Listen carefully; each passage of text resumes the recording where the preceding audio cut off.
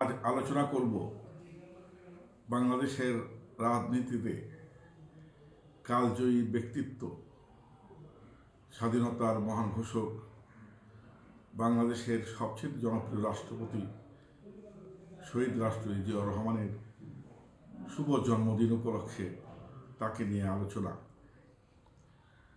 আপনারা জানেন যে বাংলাদেশের রাজনীতিতে শহীদ রাষ্ট্রপতি জিয়াউর রহমান একটি অমর নাম।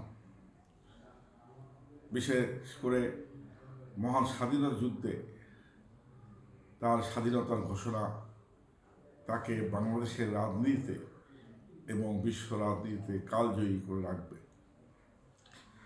আপনারা জানেন যে ৭৫ সালের সিপাহী জনতার বিপ্লবের মাধ্যমে শহীদ রাষ্ট্রপতি জিয়াউর রহমান বাংলাদেশের ক্ষমতায় পদার্পণ করেন।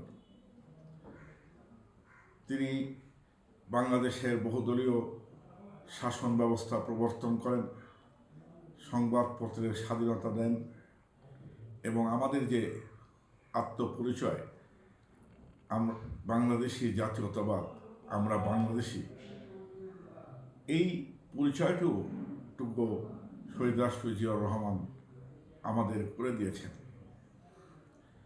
বিশ্বে কোথাও কোথাও সামরিক ব্যক্তিরা রাজনীতিতে এসেছেন, কোথাও কোথাও কখনো সামরিক ব্যক্তিরা রাজনীতিতে এসেছেন, কিন্তু তাদের মৃত্যুর পর তাদের আর অস্তিত্ব খুঁজে পাওয়া যায় নাই, বা তার দলের অস্তিত্ব খুঁজে পাওয়া যায়নি, বা বিশ্ববাসী বা তার দেশবাসী তাকে সেভাবে স্মরণ রাখেনি। কিন্তু জিয়াউর রহমান এমন একটি নাম, এমন একটি আদর্শ এবং এমন একটি চেতনা, যে আপনি যদি বাংলাদেশের মানুষের মুখে তাকান, দেখেন, ঘুরেন, সবার মুখে একটা স্লোগান আছে, টেকনাফ থেকে তেঁতুলিয়া সবাই বলে জিয়া জিয়া। এই স্লোগান শুধু জিয়াউর রহমানের ক্ষেত্রে প্রযোজ্য। তিনি বাংলাদেশের সার্বিক উন্নয়নের জন্য 19 দফা কর্মসূচি ঘোষণা করেছিলেন। এই 19 দফা ছিল বাংলাদেশের মাটি মানুষের মুক্তির সনদ।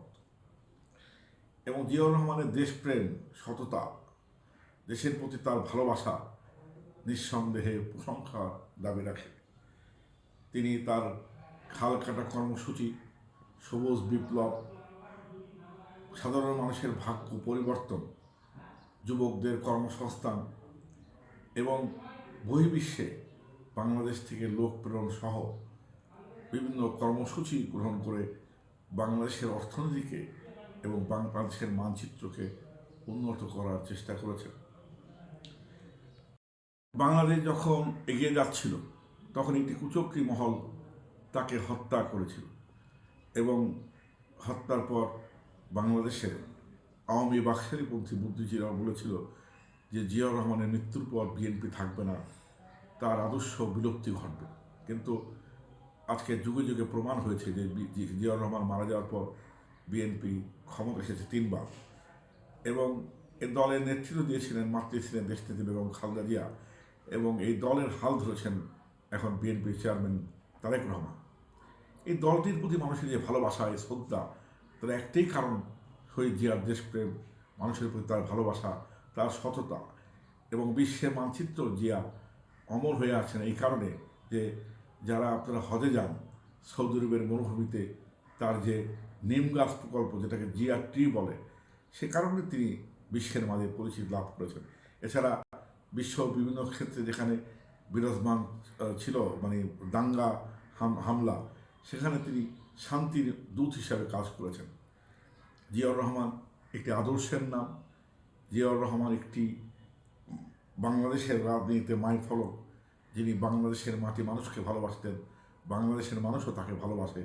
এবং জিয়াউর রহমান ভাবতেন বাংলাদেশই হচ্ছে তার ঠিকানা, যেমন দেশনেত্রী বেগম খালেদা জিয়া ভাবতেন। এ কারণে তিনি বিএনপির দলীয় সঙ্গীতে প্রথম বাংলাদেশ আমার শেষ বাংলাদেশ এই গানটি সম্পৃক্ত করেছিলেন। আমি বিশ্বাস করি যে বাংলাদেশের মানুষ শহীদ জিয়াকে ভালোবাসে, দেশনেত্রী বেগম খালেদা জিয়াকে ভালোবাসে, বিএনপিকেও ভালোবাসে, এবং তার যোগ্য উত্তরসূরি তারেক রহমান জিয়াউর রহমান এবং খালেদা জিয়ার আদর্শকে বাস্তবায়ন করবেন, বাংলাদেশ সামনের দিকে এগিয়ে যাবে। আমি এই মহান নেতার বিদেয়ী আত্মার মাগফিরাত করে কামনা করি। এই শুভ জন্মদিনে বাংলাদেশের জনগণের পক্ষ থেকে তার প্রতি রইল আমার শ্রদ্ধা। খুদা হাফেজ। বাংলাদেশ জিন্দাবাদ।